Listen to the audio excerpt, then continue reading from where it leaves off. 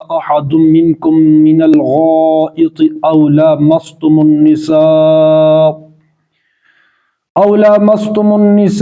Film تجدوا ماء فتيمموا صعيدا طيبا فامسحوا بوجوهكم وأيديكم منه ما يريد الله ليجعل عليكم من حرج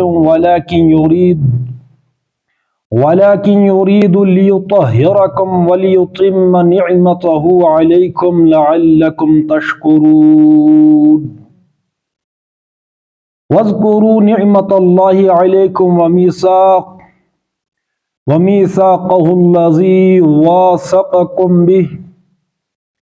وميثاقه الذي واثقكم به إذ قلتم سمعنا وأطعنا واتقوا الله إن الله عليم بذات الصدور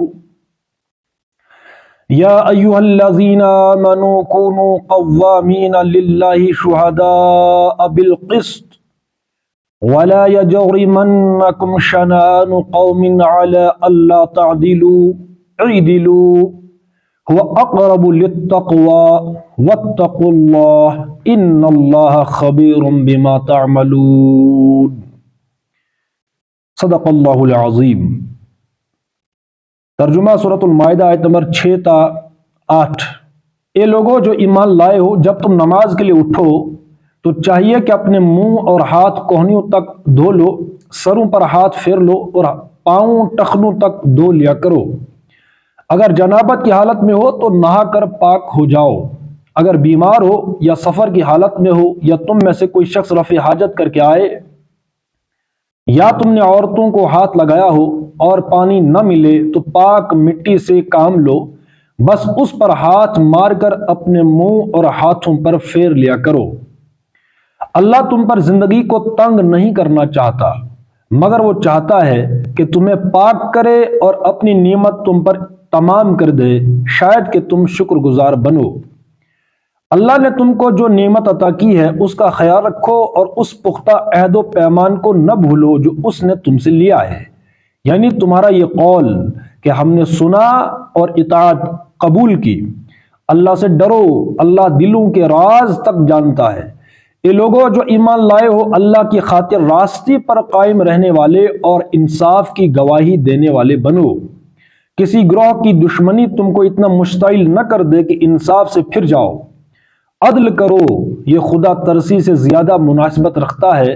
اللہ سے ڈر کر کام کرتے رہو، جو کچھ تم کرتے ہو اللہ اس سے پوری طرح باخبر ہے۔ صدق اللہ العظیم۔ اس میں وضو اور تیمم اور غسل کا ہم نے کل بھی پڑھا تھا اور اس کا اس میں تذکرہ آیا ہوا ہے۔ پہلی بات تو اس میں ہم نے کل بھی کہا تھا، یہ یاد رکھنے کی ہے کہ وضو، غسل، تیمم یہ چیز آئی ہے آیت نمبر 6 سورۃ المائدہ، یہ یاد رکھنا ہے کہ اگر پانی نہ ملے تو تیمم انسان کر سکتا ہے، مٹی سے پاکی حاصل کر سکتا ہے۔ آیت نمبر 6 یاد رکھنے ہے سورۃ المائدہ کی۔ اور فرض تو ہمیں پتہ ہی ہے وضو میں کتنے فرض ہیں، 4 فرائض ہیں اس میں، تو اس میں بھی اس کا تذکرہ آیا ہے کہ منہ اور ہاتھ کوہنوں تک دھو لو، سروں پر مسح ہے اور پاؤں ٹخنوں تک، یہ فرائض ہیں وضو کے 4، ٹھیک ہے نا۔ اس میں پورے بازو آئیں گے، سر کا مسح ہے، پورا چہرہ ہے ایک کان کے لو سے، اور یہ پورا جتنا بھی چہرہ آتا ہے کامن سینس کی بات ہے وہ دھونا ہے، 4 چیزیں اس میں ہیں۔ جنابت کی حالت میں ہے تو غسل فرض ہو جاتا ہے۔ ہاں اس میں جو ہے مستثنا وہ ہیں کچھ لوگ بیمار اور سفر یا رفع حاجت، یا تم نے عورتوں کو ہاتھ لگایا اور پانی نہ ملے تو پھر ہے تیمم مٹی سے، کہ بس اس پر ہاتھ مار کر اپنے منہ اور ہاتھوں پر پھیر لیا کرو۔ یہ تیمم کا تذکرہ ہے، آیت نمبر 6 ہے یہ سورۃ المائدہ۔ اللہ تم پر زندگی کو تنگ نہیں کرنا چاہتا۔ اچھا اس پہ یہ ہے، اس کا لاجک کیا ہے؟ وضو یہ جو پاکی ہے، پاکی طہارت، پاکی جس کو ہم کہیں گے وضو ہے، غسل ہے، لاجک کیا ہے اس کا؟ اگر تو اس کا یہ لاجک نہیں کہ ہم پانی سے منہ دھوتے ہیں یا نہاتے ہیں، غسل کرتے ہیں، وضو کرتے ہیں تو میل کچیل دور ہو جاتا ہے، اس کی یہ لاجک نہیں ہے۔ اگر یہی لاجک ہوتی تو پھر مٹی سے تیمم کرنے کا حکم ہمیں کیوں ملتا یا ترغیب کیوں ملتی کہ پانی نہ ملے تو مٹی؟ ویسے اگر عام حالتوں میں مٹی اگر لگ جائے جسم پر، ہاتھ پر، منہ پر، کہیں بھی کپڑے پر، تو ہم کو صاف کرتے کہ نہیں کرتے بھائی مٹی سے؟ اب مٹی ہاتھ میں لگی ہو تو کھانا نہیں کھا سکتے، یا ویسے مٹی پیر میں لگی ہو، ہاتھ میں لگی ہو تو کہیں جو ہے کمرے میں یا گھر میں، مسجد میں داخل نہیں ہو سکتے بھائی، فرش خراب ہوگا، ایسا ہوتا کہ نہیں؟ تو معلوم ہوا کہ یہ میل کچیل دور کرنے کے لیے نہیں ہے، بلکہ یہ جو وضو ہے، چاہے وہ پانی سے کیا ہو یا تیمم سے کیا ہو، یہ ہے وہ روح زندہ رکھنے کے لیے کہ ہم کوئی اہم کام کرنے کے لیے جا رہے ہیں۔ کام کتنا بڑا ہے اس کی اہمیت اس سے لگائی جا سکتی ہے کہ وضو جیسی چیز فرض ہے، پانی نہ ملے لیکن یہ سینس بحال رہے، یہ اہمیت برقرار رہے کہ ہم کوئی بڑا کام کرنے جا رہے ہیں، اس لیے تیمم کو قصد کرو، قصد کرنا تیمم کہ مٹی پر ہاتھ مار کر چہرے اور ہاتھوں پر، بازوں پر اس کو پھیر لیا جائے تاکہ وہ روح زندہ رہے، باقی رہے، تاکہ ہم بڑی چیز یعنی اللہ کا کلام ہم پڑھ رہے ہیں، نماز پڑھ رہے ہیں، کوئی اہم کام ہے، تاکہ اس کی اہمیت کم نہ ہونے پائے۔ اہمیت، یہ ہر چیز کی اہمیت ہوتی ہے نا، تقدس، بات سمجھ رہے ہیں؟ تو نماز کی اہمیت اور قرآن کی اہمیت اس سے بھی لگائی جا سکتی ہے کہ اس کے لیے ایک فرض کے لیے ایک کامن چیز فرض ہو رہی ہے۔ ہاتھ پاؤں تو سبھی دھوتے ہیں نا، کلی سبھی کرتے ہیں، نہاتے سبھی ہیں، لیکن اس کو فرض کیا گیا، وضو کو، غسل کو، پہلے غسل ہے اس کے بعد وضو ہے، اس کو فرض کیا گیا کسی ایک دوسرے کام کے لیے، تو گویا کہ وہ کتنا بڑا اہم کام ہے جس کے لیے وضو جیسی چیز فرض کی گئی، اور پھر پانی نہ ملے تو یہ احساس باقی رہے، ضمیر زندہ رہے کہ ہم کوئی معمولی چیز، معمولی کام کرنے نہیں اٹھے، بلکہ بہت غیر معمولی کام ہے، اس کی تقدیس ہے، مقدس کام ہے، کوئی اعلیٰ اور اونچا کام ہے یہ، ٹھیک ہے؟ تو وہ روح زندہ رکھنے کے لیے ہمیں اس کی جو لاجک ہے وہ یہ ہے کہ وہ روح زندہ رہے کہ ہم کوئی اہم کام کرنے جا رہے ہیں، کہیں کوئی اہمیت میں گڑبڑ نہ ہو، اہمیت میں کمی نہ آنے پائے۔ جب اہمیت کسی چیز کی نکل جاتی ہے، احساس نکل گیا، ضمیر مردہ ہو گئی، تو بس بات ختم ہو جاتی، پوری فلسفی ختم۔ اس لیے وہ احساس زندہ رکھنے کے لیے، نہ کہ یہ کہ میل کچیل ہے وہ دور کرو۔ اسی طریقے سے موضع پر جو مسح ہے وہ بھی اسی بالکل سیم لاجک ہے اس کی، مطلب اوپر سے ہم سردیوں میں اکثر و بیشتر یا کسی کو چوٹ آئی ہے یا کوئی عذر ہے تو حکم کیا ہے؟ وہ یہی ہے کہ آپ تیمم کر لیں، مسح کر لیں، مسح پیروں پر، یا کہیں چوٹ آئی ہوئی ہے تو اکثر ہم پیروں پر مسح کرتے ہیں، جو بھی جرابیں لگی ہو، نیچے سے تو نہیں کرتے، تلوے پر، پیر کے تلوے پر نہیں کرتے، اوپر سے کرتے ہیں۔ کیا مطلب؟ وہاں سے بھی یہی معلوم ہوا کہ نہیں، میل کچیل دور کرنا، میل کچیل تو پیر کا تلوائی جو ہے وہ کھینچتا ہے نا، اسی میں لگتا ہے، چلتا ہے بندہ، لیکن اوپر سے کیوں ہے؟ اب اس کی ایک لاجک یہ ہے، تو شریعت تو چلتی ہے ظاہر پر، شریعت چلتی ہے ظاہر پر، دل پر نہیں چلتی، ایک لاجک تو اس کا یہ ہے۔ دوسرا اس میں یہ ہے کہ اب اس میں بحث بہت چھٹتی ہے کہ وہ جراب جو ہے وہ موزہ ہے، وہ کیسا ہونا چاہیے، وہ اون کا ہو، وہ کپڑے کا ہو، وہ چمڑے کا ہو، وہ کیا ہو؟ اس کی سمپل لاجک یہ ہے کہ اللہ تبارک و تعالیٰ، آپ دیکھو اس آیت سے آپ استدلال، اللہ تبارک و تعالیٰ خود ہی وضاحت کر دی، اللہ تم پر زندگی کو تنگ نہیں کرنا چاہتا۔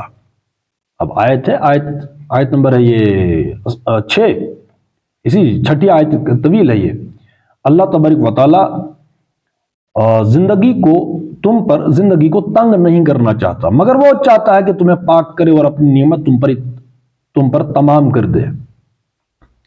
تو اس کی لاجک یہی ہے کہ وہ آسانی ہے، کسی کو چوٹ پڑی ہے تو بار بار کھولنا اور تکلیف کا باعث بنے گا وہ بار بار کا دھونا، یا سردیاں شدید پڑتی ہیں یہاں پر، جوتا کا کھولنا اور بعض بار جو ہے موزہ اتارنا اور پہننا وغیرہ وغیرہ، یہ ہے صرف سہولت کے لیے۔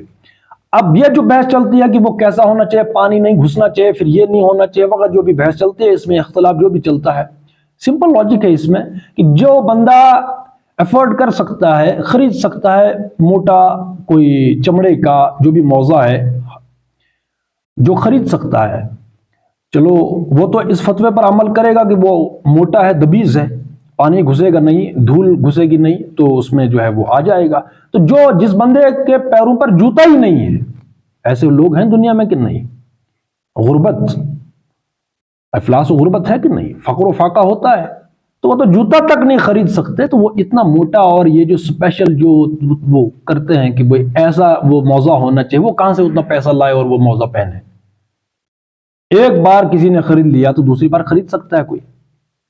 تو امپاسبل ہے، الوجک ہے کہ ہر شخص جو ہے ویسا جوتا پہنے یا ویسا جو ہے وہ جرابیں ہیں وہ پہنے، الوجک ہے کہ نہیں؟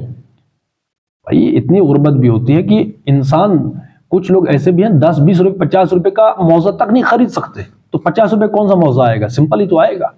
یا مان لو کسی کے پاس کوئی پیسہ نہیں ہے، اس نے سردیوں سے بچنے کے لیے کپڑا لپیٹ لیا ہے پیروں پر، لے لیا کوئی کپڑا پھاڑا تو وہ لپیٹ لیا، تو حکم اس پر وہی ہے کہ آپ جو سردیوں سے بچنے کے لیے جو کچھ بھی پیروں پر آپ نے پہنا ہے تو اس پر مسح کر لیں آپ اوپر سے۔ اور یہ ہے اس کی، یہی اللہ تبارک و تعالیٰ کہتے ہیں اللہ تم پر زندگی کو تنگ نہیں کرنا چاہتا۔ باقی یہ ہے کہ اس میں دھول جم رہی ہے، دھول کراس ہو رہی ہے، البتہ اس میں یہ ہے کہ زیادہ وہ جو ہے وہ سوراخ نہ ہو زیادہ، مطلب جراب موزہ اس پر وہ اطلاق بھی ہونا چاہیے کہ نہیں واقعی یہ موزہ اور جراب ہے، ایسا نہ ہو کہ وہ 5-7 جگہوں پر پھٹا ہوا ہو یا اتنا زیادہ جو وہ سوراخ ہو گیا ہو اس کا، اور یا وہ جالی دار ہو، مطلب اطلاق ہونا چاہیے نا، واقعی میں نے جو سردی سے بچنے کے لیے کچھ پہنا ہوا ہے تو اس پر اطلاق ہوگا۔ وہ کامن سینس کی بات ہے کہ بھئی یہ میں نے جو ہے وہ موزہ پہنا ہے سردیوں سے بچنے کے لیے، یا کوئی چوٹ لگی ہے وغیرہ وغیرہ، تو اس پر جو ہے وہ بس وہ ہے کہ مسح کر لیں۔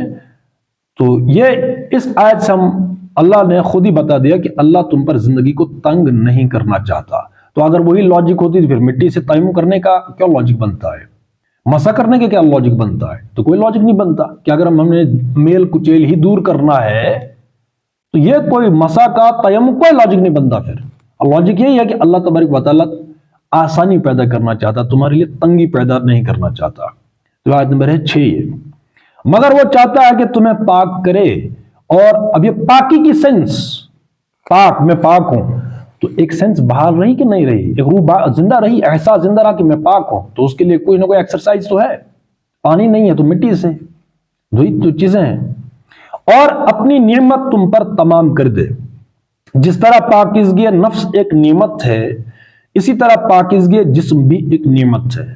انسان پر اللہ کی نعمت اسی وقت مکمل ہو سکتی ہے جبکہ نفس و جسم دونوں کی طہارت و پاکیزگی کے لیے پوری ہدایت اسے مل جائے۔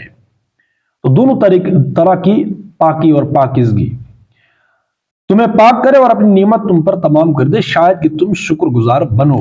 شکر گزاری ہے، تو شکر گزار کا مطلب یہی ہے اس میں کہ ایک تو اللہ کی بندگی کرنا، عبادت بندگی، وہ جو آیت ہے وما خلقت الجن والانس الا لیعبدون، جن و انس کو پیدا نہیں کیا مگر اللہ کی بندگی کے لیے، ایک تو وہ ہے۔ دوسرا شکر یہ ہے کہ اللہ نے جو کچھ ہمیں کہا ہم وہ کریں، یہ شکر ہے، پریکٹیکل شکر۔ تو یہی شکر ایک میری اور آپ کی سمجھ میں آ سکتا ہے۔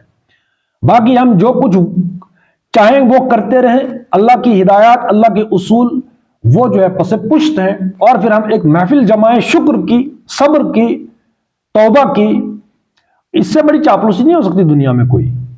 مطلب ہم وہ نہ کریں جو قرآن کہتا ہے، اسلام کہتا ہے، کریں کچھ اور ہی ہم، لیکن محفلیں تو بہت برقرار رہیں، توبہ کی، شکر کی، یا ہم ہر بات پر الحمدللہ کہیں، اللہ کا شکر ہے، لاکھ لاکھ شکر ہے، الحمدللہ الحمدللہ سبحان اللہ ماشاءاللہ انشاءاللہ، لیکن ہم وہ تو یہ نہیں ہے شکر۔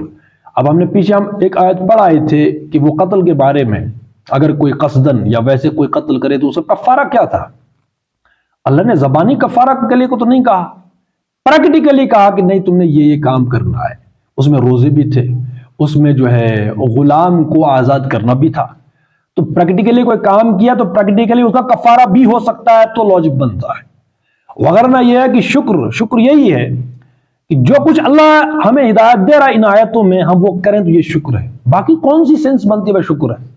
اب مجھے تو میں اکثر و بیشتر کہتا ہوں کہ جب ہم کہتے ہیں کسی کو تھینک یو، شکریہ، تو مجھے تو اس کی کوئی سمجھ نہیں آتی کہ بھائی کیا مطلب ہے اس کا زبانی کلامی شکریہ۔ تو اسی کے ساتھ اللہ کو بھی اگر وہ شکریہ بہت بہت الحمدللہ تمام تعریف اللہ کے لیے، کون سی تعریف؟ میرا کیا منہ یا میرا کون سا وہ کہ میں اللہ کی تعریف کرنے لگ جاؤں زبانی کلامی؟ بھائی اللہ کیا ہے، کیا تعارف ہم اس زبان سے ہم کہہ رہے ہیں؟ بھائی اس کی کو تو پہلے ہم سمجھے کہ زبان کس طرح ہل رہی ہے اور آوازیں نکل رہے ہیں، دوسرا سن رہا ہے، تو کیا ہے یہ؟ انسان اس کو احساس کر سکتا ہے ابھی ہم دیکھ رہے ہیں، سوچ رہے ہیں، احساس ہے، بول رہا ہوں میں، زبان چل رہی ہے، گوشت کا ایک ٹکڑا ہے زبان میں، ہم بول رہے ہیں تو انسان جو دنگ رہ جاتا ہے. تو ہم انسان کیا تعریف کرے گا اللہ کی؟ ہاں یہ تعریف ہے پریکٹیکل، جو کچھ اس نے کہا بس ہم وہ کریں، یہ شکر ہے. پریکٹیکلی یہ سمجھ میں آتا ہے. شاید کہ تم شکر گزار بنو، تو یہ شکر ہے کہ وہ جو کچھ اللہ نے کہا بس وہ کریں، یہ شکر ہے. باقی زبانی کلامی تو بس وہ بس انسان اپنے آپ کو دھوکہ دیکھ سکتا ہے، لیکن انسان اس کوشش میں کہ ہم اللہ کو دھوکہ دیں. اب تو یہ بڑی ہمت کی بات ہے بھائی، بہت بڑی ہمت کی بات کہ ہم اللہ کو بھی سمجھانا چاہیں. جیسے ہم دھوکہ دے رہے ہیں انسان کو، تو وہی تو خیر ان کے لیے تو کوئی کلام نہیں ہے. ہدی للمتقین، اللہ نے پہلے بتا دیا کہ متقین کے لیے ہدایت. متقین کا مطلب جو بندہ چاہتا ہے کہ ہم بندگی کریں، یہ متقین ہی کوئی اللہ نے ایک فوج بنا دی، متقیوں کی ایک بنا دی، ان جہنمیوں کی ایک فوج بنا دی، اس کی نہیں، اختیار دیا ہے. لیکن جو یہ چاہے کہ میں حق کو پہچانوں، حق پر چلنے کی کوشش ہے 100%، تو بس وہ ہے، ان کے لیے ہے کلام. باقی وہی ہے کہ مرد ناداں پر کلام نرم و نازک بے اثر، بس وہ بات ہے. اللہ نے تم کو جو نعمت عطا کی ہے اس کا خیال رکھو، اور اس پختہ عہد و پیمان کو نہ بھولو جو اس نے تم سے لیا ہے. یعنی تمہارا یہ قول کہ ہم نے سنا اور اطاعت قبول کی. اللہ سے ڈرو، اللہ دلوں کے راز تک جانتا ہے. اب اسی لیے وہ ایک آیت میں بھی ہے کہ کسی کے متعلق یہ نہ کہو کہ فلاں متقی ہے. متقی کون ہے؟ یہ دل کی بات ہے. التقوی ہا ہنا، حضور صلی اللہ علیہ وسلم نے حدیث سے حضور نے فرمایا کہ تقوی، دل کی طرف اشارہ کیا. تقوی تو دل کی بات ہے. اب متقی کون ہے؟ ایک وہ ظاہر، لیکن ہم یہ سرٹیفکیٹ کسی کو نہیں دے سکتے وہ متقی ہے، وہ ولی ہے، پھر وہ پیر ہے، پھر وہ پہنچی ہوئی ہستیاں. نہیں، دونوں انسان ہیں تو کیوں اتنے حجابوں میں ملے؟ ایک دوسرے سرٹیفکیٹ بانٹتے رہو، پھر وہ برانڈ بنتا ہے، وہ پوجا ہوتی ہے. شخصیت پرستی ایسے ہوتی ہے کہ کسی کوئی جماعت کا بڑا امیر ہے تو بس خواب آتے رہیں اس امیر کو. جو اس کے مامور تھے انہوں نے کتابیں لکھنی شروع کر دی خوابوں کی کہ وہ اس کا تقوی کا کیا عالم. بھائی تم دل کا حال کون جانتا ہے کہ کس کی نیت کیا ہے؟ تو دل ہے نا. تو وہ ایک آیت بھی ہے کہ ایک دوسرے کو فتوے نہ لگا کرو تقوی ہونے کا، متقی کہ فلاں متقی نہیں. وہ کون ہے وہ اللہ جانتا ہے. کیوں؟ وہ دل کی حالت ہے، وہ کیفیت دل کی ہے. نیت یعنی انما الاعمال بالنیات. ٹھیک ہے، ہاں باقی ٹھیک ہے کہ بھائی یا کوئی شہید ہوتا ہے ہم یہ سرٹیفکیٹ دے دیں کہ وہ شہید ہے، تو وہ جو آخرت میں پتہ چلے گا کہ کس نے کیا کام کیا ہے. تو آخرت میں جو فیصلے ہوں گے، اس لیے میں نے پہلے کہا اس جو فقہ کا یہ موضوع تھا مسا کرنے کا، کہ دنیا میں چلتی ہے شریعت ظاہر پر. ہم کسی کے دل کا حال نہیں جان سکتے کہ بھائی تم یہ کام کیا. کوئی دلیل دے تو ہم یہ نہیں کہ مشین لاؤ بھائی اس کے دل میں کیا ہے. ایسی کوئی مشین ایجاد نہیں ہوئی کہ دل میں کیا نیت ہے. البتہ آخرت میں اس کا الٹ ہے. آخرت میں یہ نہیں کہ بھائی بتاؤ تم نے کتنی وہ کیا ہے، کیلکولیٹر لاؤ، یہ نہیں ہے. بلکہ وہاں ہے نیت. یہاں ہمیں کہ بھائی یہ کام کرو، نماز پڑھو، اقامت دین کا کام کرو، فلاں کام کرو، وراثت میں عورتوں کو شامل کرو، مہر دو، یتیموں کا مال نہ کھاؤ، سود سے بچو، سودی کاروبار سے بچو، سود کے کاروبار میں ملوث نہ ہو، ایک دوسرے کا مال باطل طریقوں سے نہ کھاؤ، لڑکی والے ولیمہ نہ دیں، جہیز کی رسموں کو ختم کرو. تو عملی طور پر یہ ترغیب ہے دنیا میں. بھئی تم نے نماز پڑھی؟ جی میں نے پڑھ لی. چلو بھائی ٹھیک ہے. بھئی روزہ رکھا؟ روزہ رکھ رہے ہیں. بھئی صاحب استطاعت ہو، کوئی زکوٰۃ ہے، کوئی حج کیا، تبلیغ کی، کوئی جماعت ہے آپ کی، کسی کی جماعت میں ہو، امیر کون ہے، فرض ہے. ہاں یہ سب کام کرتے ہیں تو ٹھیک ہے. آخرت میں کیا ہو؟ آخرت میں یہ سوال ہوگا کہ نماز کیوں پڑھی تھی؟ اب یہاں پر ہے نماز پڑھی، جی پڑھ لی. آخرت میں الٹا ہے، نماز کیوں پڑھی تھی؟ اقامت دین کا کام کیوں کر رہے تھے؟ یہ تم نے جہاد کیوں کیا تھا بھائی؟ یہ تم نے حج کیوں کیا تھا؟ تو یہ ہے نیت. اعمال کا دار و مدار نیتوں پر. نیت کون جانے؟ وہ انسان نہیں جان سکتا، وہ آخرت میں کھلے گا. وَحُصِّلَ مَا فِي الصُّدُورِ. تو اللہ دلوں کے حال جانتا ہے. یہ آیت بھی یہاں پر آئی، اللہ سے ڈرو، اللہ دلوں کے راز تک جانتا ہے. تو وہاں اعمال کا حساب ہوگا، لیکن نیتوں پر نماز کیوں پڑھی یہ کوشچن ہوگا. یہ نہیں کہ اچھا پڑھی ہے چلو بھائی جنت کے دروازے سے داخل ہو جاؤ. پہلے وہاں جو ہے وہ دلوں کا حال جانا جائے گا کہ عمل کیوں کیا تھا، قبول کیوں کیا تھا کوئی بھی عمل. جیسے وہ حدیث ہم پڑھتے ہیں ایک شہید کے بارے میں جس کو ہم شہید کہتے ہیں دنیا میں، ایک ہے سخی، ایک ہے عالم، لیکن اس حدیث میں تینوں کو جہنم میں پھینکا جائے گا. کیوں؟ کیونکہ انہوں نے اللہ کے لیے سب نہیں کیا تھا، اپنے نام کے لیے کیا تھا. لیکن دنیا میں بڑا عالم تھا، وہ دنیا میں بڑا مجاہد تھا، غازی تھا، اور دوسرا تیسرا سخی تھا، وہ سخاوت کر رہا ہے حاتم طائی کی قبر پر لات. لیکن اللہ پوچھے گا بھائی کیا کیا؟ تو تینوں کہیں گے ہم نے یہ کہا، یہ کیا میں جان دے دی، دوسرا کہ میں نے تیرا علم سیکھا، قرآن کا علم سیکھا، اور تیسرا کہ میں نے تو جو کچھ تھا لٹا دیا. تو اللہ کہے گا یہ تم نے میرے لیے نہیں کیا، جس کے لیے کیا تھا وہ تو تمہیں دنیا میں ہی مل گیا، اب انہیں جہنم میں پھینک دو. یہ حدیث ہے. اس لیے جب بھی ہم کوئی کام کریں تو پہلے اپنے آپ کو وہ دیکھیں ہم کہ ہم یہ کیوں، اس کا محرک کیا ہے، ہم کیوں کام کر رہے ہیں. یہ اگر وہ نہیں ہے تو پھر تو کچھ بھی نہیں. تو اللہ سے ڈرو، اللہ دلوں کے راز تک جانتا ہے. اس لیے ہم کہتے ہیں کہ ہم انسانوں کو تو دھوکہ دے سکتے ہیں لیکن اللہ کو بھی دھوکہ دینے کی بڑی ہمت کر رہے ہیں. اس لیے اللہ کو ہم دھوکہ نہ دیں. اور وہ جو سر سید نے ایک مضمون لکھا ہے، اس میں مضامین سر سید کتاب ہے، تو اس نے لکھا کہ خوشی ہے دل کی. انسان دوسرے کو دھوکہ دے سکتا ہے، یا انسان دوسرے کو یہ ظاہر کر سکتا ہے میں خوش ہوں، یا دوسرے کو میں ناراض ہوں، مجھے غم ہے، کوئی درد ہے وغیرہ. لیکن جو بندہ کیفیت جو دل میں محسوس کرتا ہے اصل کیفیت اس کی وہ ہے. چاہے دنیا کہے کہ تم دکھی ہو لیکن بندہ اندر دل سے خوش ہے تو خوش ہے.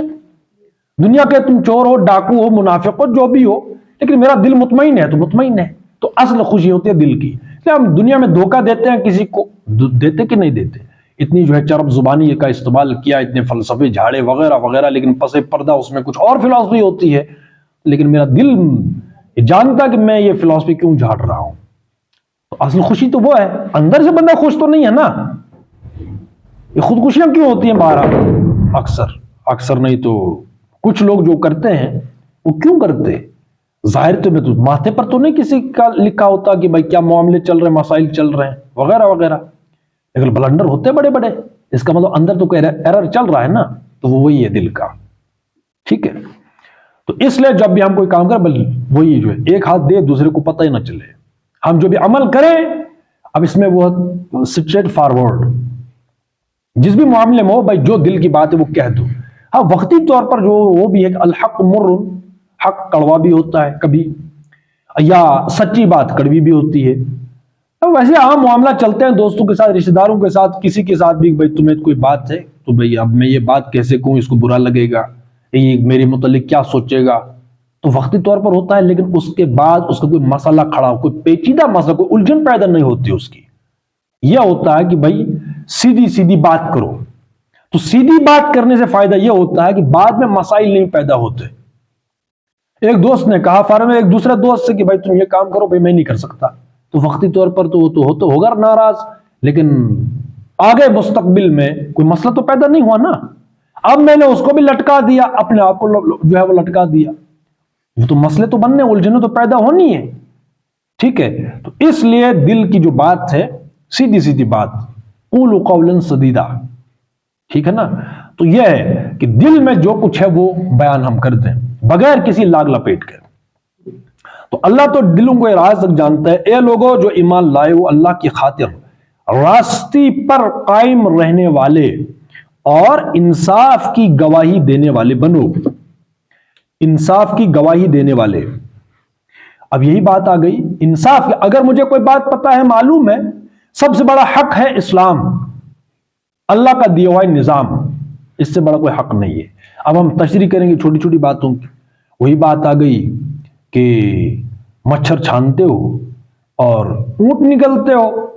چھوٹی چھوٹی باتوں میں بڑا انصاف اور عدل کی ہم درس دیں گے، لیکن جو بڑی بات ہے، سب سے بڑا حق وہ ہم نے مار لیا، وہی اونٹوں والا. اونٹ تو نکل لیے، مچھر چھان رہے ہیں.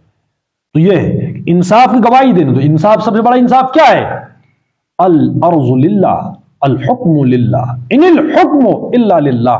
اللہ کا جو نظام ہے، اللہ کے اصول ہیں، یہ سب سے بڑا انصاف ہے کہ ہم اس کی گواہی کیوں نہیں دیتے.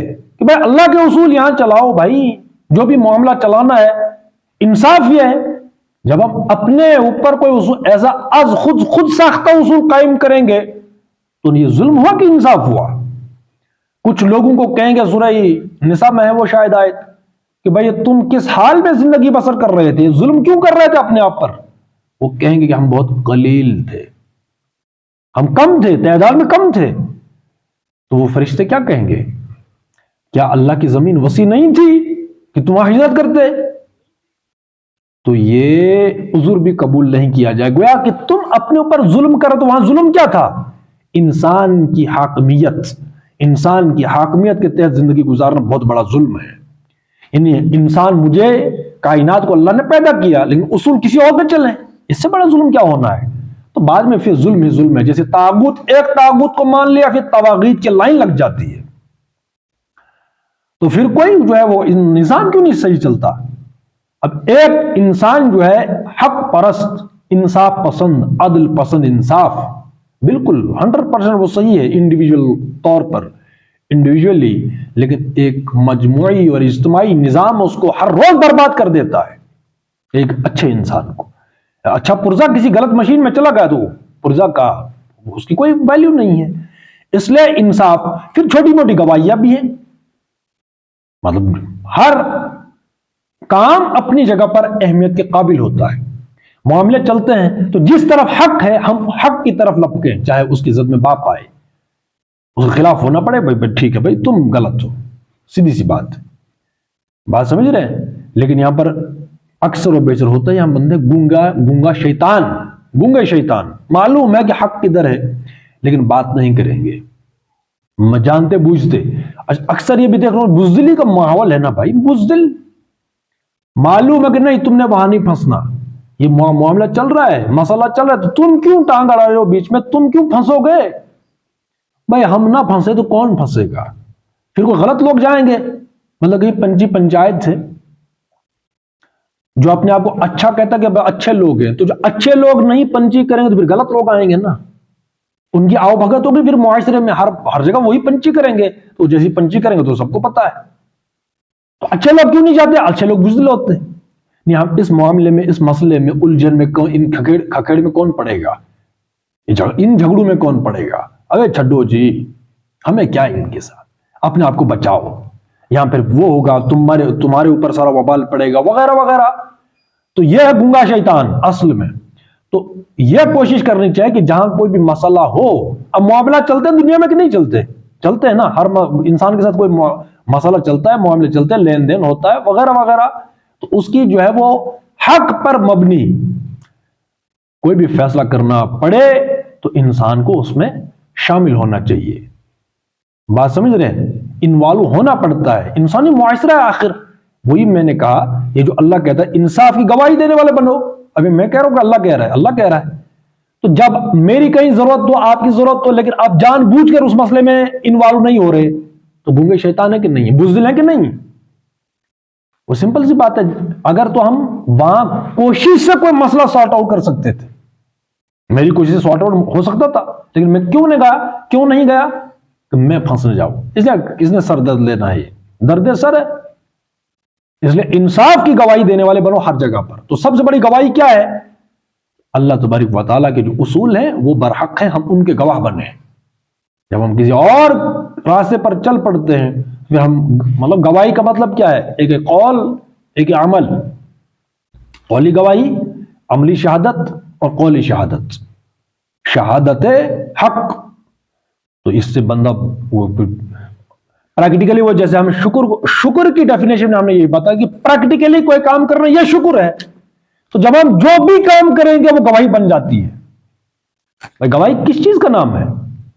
مطلب میرا یہ عمل گواہ ہے کہ جو کچھ میں کر رہا ہوں اور جس نظام العمل کے لیے میں کر رہا ہوں، میرا یہ کام گواہی کے لیے کافی ہے۔ چاہے پھر انسان تلاوت کرتے رہے چلتے چلتے بھی، وہ تو انتہا درجے کی وہ جو ڈھیٹ پن ہے نا، ڈھیٹ پن بھی ہوتا ہے نا، منافقانہ کی، مطلب منافقت کی پوری آخری ڈگری ہے یا آخری حد کہ بندہ پورا ایک نظام الفکر اور نظام العمل پورا وہ الگ ہے، اس کے لیے بندہ کام کرے، لیکن وہاں بھی جو ہے ذکر اللہ نہ چھوٹے، سبحان اللہ، الحمدللہ، اللہ اکبر کی تسبیح جو ہے وہ ہاتھ میں ہو اور بندہ پورا جو ہے طاغوت کی مشین میں فٹ ہو۔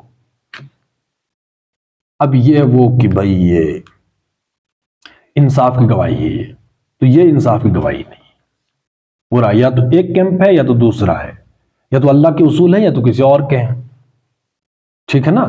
تو گواہی ہے عملی، جو کچھ ہم کر رہے ہیں وہ گواہی ہے، وہ سمپل ہے گواہی، جو کچھ ہم کریں گے وہ گواہی ہے۔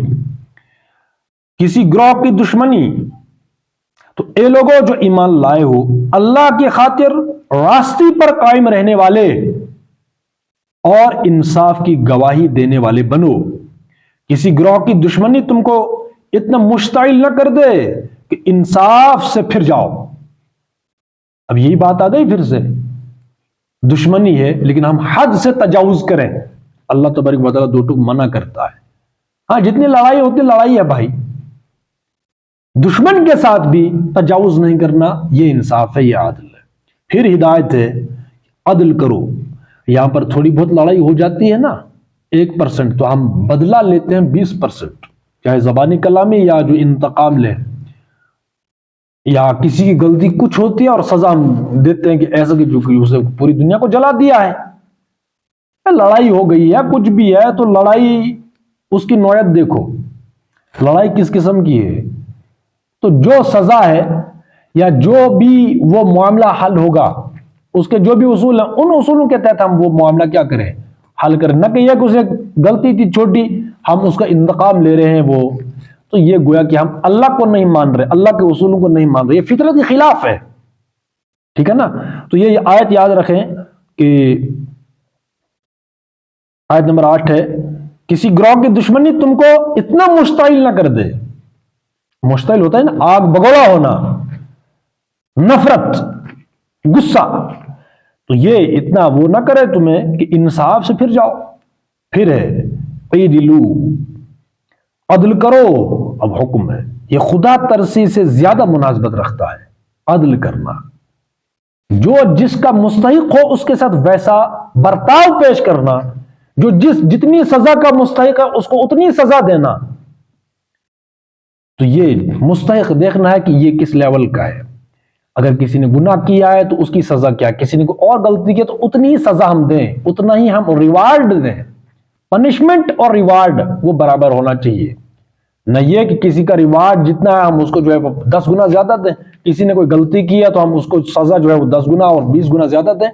اللہ کہتے ہیں عدل کرو، عدل پر رہو، عدل کرو، یہ خدا ترسی سے زیادہ مناسبت رکھتا ہے۔ اللہ سے ڈر کر کام کرتے رہو، جو کچھ تم کرتے ہو اللہ اس سے پوری طرح باخبر ہے۔ اب یہ اس کا کہ حشر کو ہوگا یہ معلوم کہ جیتا کون اور ہارا کون، کہ اگر ہم جو بھی زیادتی کریں گے دنیا پر، اللہ تبارک و تعالی ہمارے دلوں کا حال جانتا ہے، اللہ اس سے پوری طرح باخبر ہے جو کچھ ہم کرتے ہیں۔ اس لیے آخرت میں جو بھی فیصلے ہوں گے وہ ہوں گے دل پر نہ کہ ظاہر پر۔ دنیا میں ہم کسی کو بھی الٹی پٹی پڑھا سکتے ہیں بھائی، لیکن آخرت میں نیتوں پر فیصلے ہوں گے۔ اس لیے بار بار یہاں پر ہے تقوی پر، ہوا اقرب للتقوی واتقوا اللہ، پھر سے بار بار تقوی، اوپر بھی تقوی پر زور ہے، واتقوا اللہ ان اللہ علیم بذات الصدور، تو تقوی پر زیادہ زور ہے۔ تقوی کا مطلب یہی ہے کہ بہرحال اللہ کے سامنے ہم نے جانا ہے، تقوی یہ ہے کہ اللہ نے جو فیصلے کرنے ہیں وہ دل پر کرنے ہیں، اس لیے اگر اللہ دلوں کے حال تک جانتا ہے تو مجھے کوئی 2 نمبری نہیں کرنی چاہیے، عدل پر رہنا ہوگا، یہ ہے۔ انشاءاللہ اس سے آگے ہم کل پڑھیں گے والعصر ان الانسان لفی خسر الا الذین آمنوا وعملوا الصالحات وتواصوا بالحق وتواصوا بالصبر۔